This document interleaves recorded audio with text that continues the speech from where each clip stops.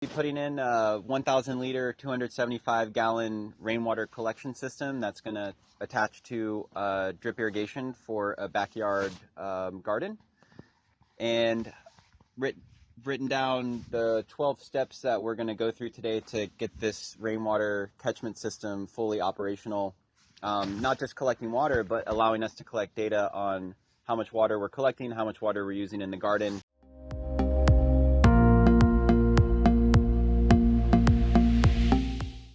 One is sitemap. So when you're looking at a house or a property location, wanting to know north, south, orientation, where the sun arc is crossing. So John, do you just want to give us what corner of the house is this over here? This is the southwest corner. That street runs due north and south. Okay. So the house is oriented a little bit to the west by about 30 degrees, I think.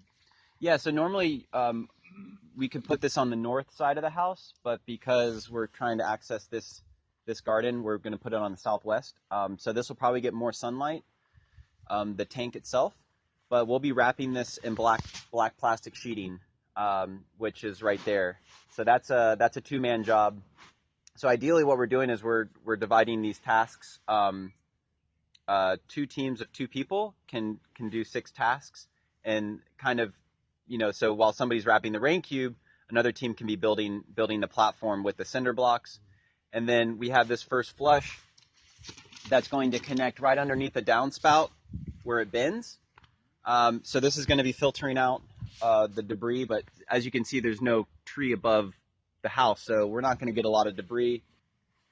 So then we're going to put the Raincube on the platform, so it's going to be off the ground a few feet, and then that'll give us enough head pressure to irrigate downhill.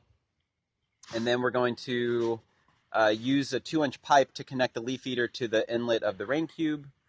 And then we'll put in an overflow, and that overflow can go there or it can go there, but just getting the water away from the house. And then we have a water level gauge right here. So it kind of hangs on a string, and then as the water level goes down, this little thing's floating. And then we have some excess drip tubing, some poly tubing on the other side of the property, so we can reuse that and then just connect to these trees.